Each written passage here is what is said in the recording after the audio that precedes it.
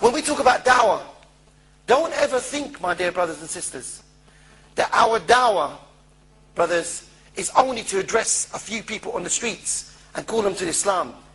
Our dawah should be the dawah that attacks their system and we replace it with Islam. That's what we need to do, my dear brothers. We need to call the whole of society to Islam. We're not just calling one sister or one brother, okay, to follow the deen of Allah. We want the whole society to bow down to Allah. We don't only want one sister to wear khimar and jilbab. We want the whole society to wear khimar and jilbab. We don't want only our brothers and sisters to make sujood to Allah. We want the whole society to make sujood to Allah subhanahu wa ta'ala. This is the dawah of Rasulullah sallallahu alaihi wasallam. This is our dawah, my dear brothers and sisters.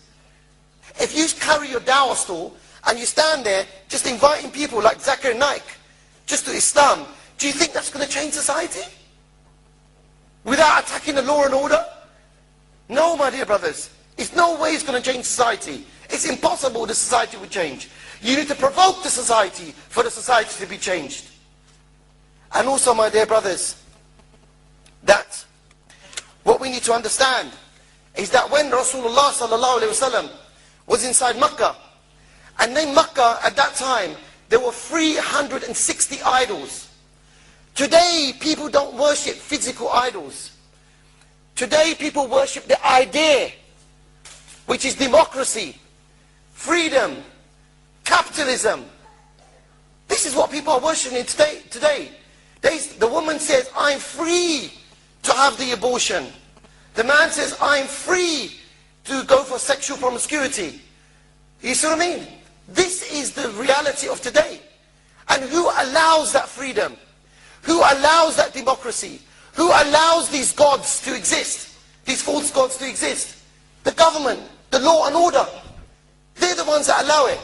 When they said to Rasulullah sallallahu alaihi wasallam, they said to Rasulullah sallallahu alaihi wasallam, why don't you add your God amongst our gods? Just one more, just add it in. He said, no way. He said, do you think I'm going to mix my God with your gods? I'm never mixing my gods with your gods. It's impossible for me to mix my gods with your gods. And I will never do so. I believe Allah subhanahu wa ta'ala is ghani. Allah subhanahu wa ta'ala is self-sufficient. He doesn't need your gods. I have come to destroy your gods. And then when Allah subhanahu wa ta'ala gave Rasulullah sallallahu alaihi wasallam victory inside Makkah, gave him victory inside Makkah, and when he went to the Kaaba and he destroyed all the 360 gods inside the Kaaba, but you know what? He never stopped there. You know what he did? He went to the areas of Lat, Uzza, Manat, and he went inside those areas and he asked the people, he said to the people, where is Uzza? Where is Manat? And he went and destroyed them, killed them, took their heads off, behead them. That's why, my dear brothers, we need to behead democracy from its roots, my dear brothers. We need to behead capitalism from its roots. Take it, kill it from its roots. That's what we need to do. We should hate it so much, my dear brothers, that every day we should attack their system. Every day, just like Rasulullah ﷺ did. This is how we should feel.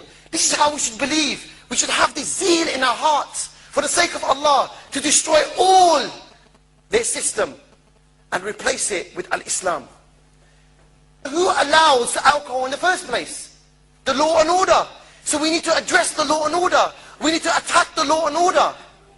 A man at the time of Rasulullah,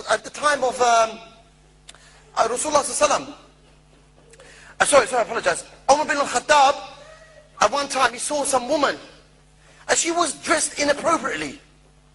And what Rasulullah sallallahu he did, what Umar bin al-Khattab he did, he went up to her and he hit her. Hit her.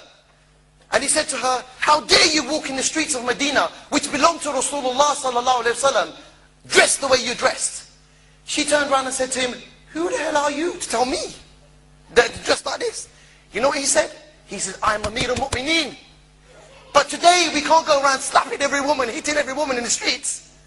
We cannot do that. It's not allowed for us to do that. So what we need to do, we need to address the munkar.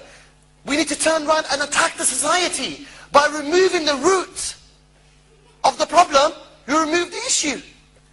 But if you just just deal with the branches, grab on a couple of branches here, a couple of branches there, it's not going to solve the problem. It would never ever solve the problem. So we need to attack the root of the problem, which is the man-made law, the man-made system that we live under today. Do you understand, brothers? That's what we need to do.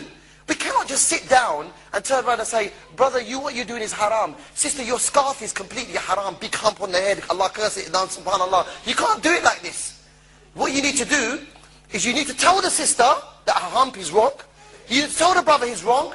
Plus you need to command good and forbid evil and make the society bow down to Allah subhanahu wa ta'ala.